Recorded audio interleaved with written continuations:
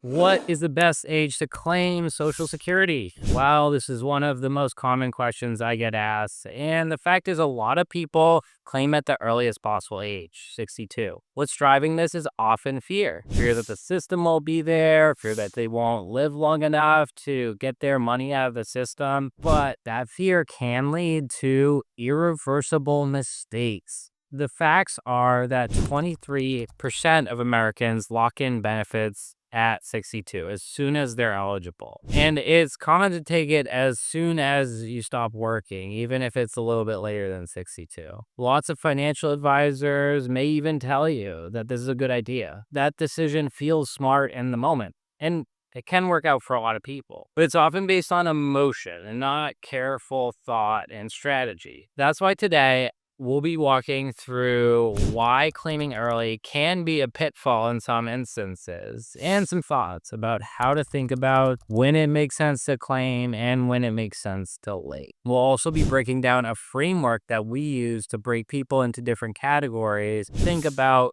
which factors about claiming early or later may be more relevant in your situation. I'm Joe Boughan. I'm a certified financial planner, and I have helped dozens of people strategize around their Social Security and pensions over the last 8 years. And here's the truth. Claiming early feels safe, but it can reduce a benefit for a spouse. It can eliminate tax planning windows, and it can increase the odds of having a later in life scenario where you're not meeting your needs with your income. Most people make this decision with their gut, but it's one area where strategy is going to beat instinct. So let's break down the common myths that push people into claiming early and what they're missing. A lot of people believe that the Social Security system is going to go bankrupt. And if you look at the national debt, it can be a scary reality. But the truth is, even if the trust funds are running low, and even if they are completely run out, they are funded continuously by ongoing payroll taxes. And if there is any changes to the Social Security system, just like they did in 1980s, these new provisions are likely to affect future retirees decades out into the future, not those that have been saving for their whole career and may already be taking benefits. The next one is I won't live long enough.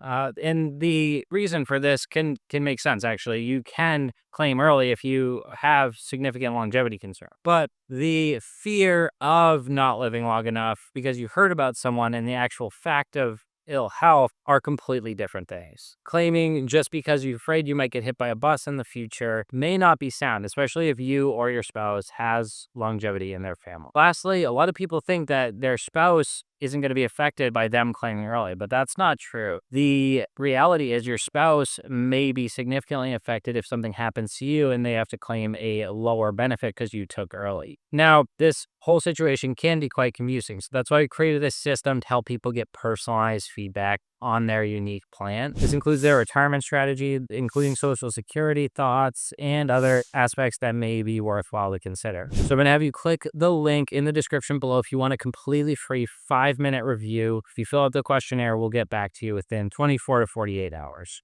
We discussed some of the common myths, but how do you decide what is right for you? Claiming early could be sensible in some situations, but let's break it down into 3 simple wealth categories to help understand which factors may be most important to consider in your situation. It's not a rule book, and depending on your lifestyle costs, there may be some blurred lines between categories. But I've laid these out in descriptions so that you'll have a strong starting point to understand some of the different factors at play and what the various trade-offs might be that may apply to your situation. The first category is less than about $750,000. This is basically people that are trending to spend their retirement savings throughout their retirement and spend it down close to zero. Longevity in these situations is the primary factor. And if you're single with poor health or your spouse and you both have poor health, it may make sense to claim early. But the reality is most people are going to have a greater risk of longevity. And so it may be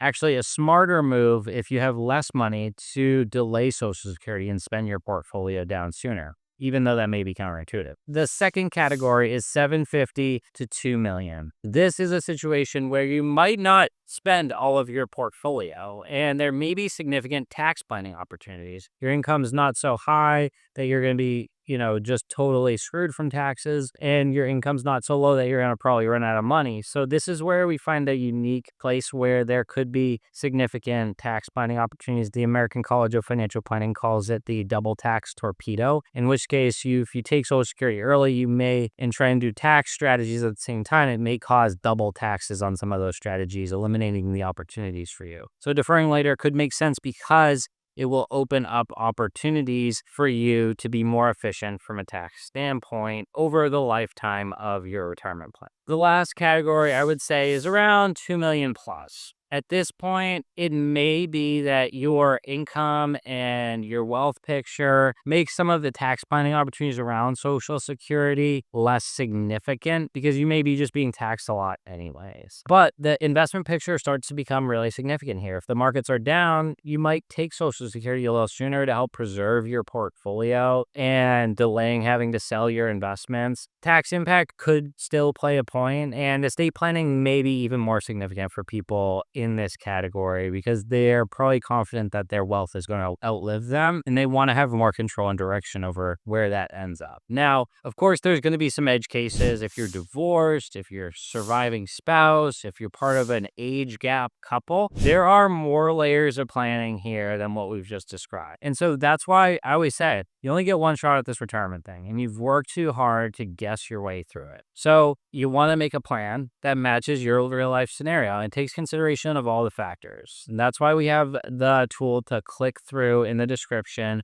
where we can give you personalized feedback and some thoughts to consider on your current retirement trajectory and planning. You only get one shot at retirement, so don't let fear steal your future. Plan in a smart way and you will thank yourself later.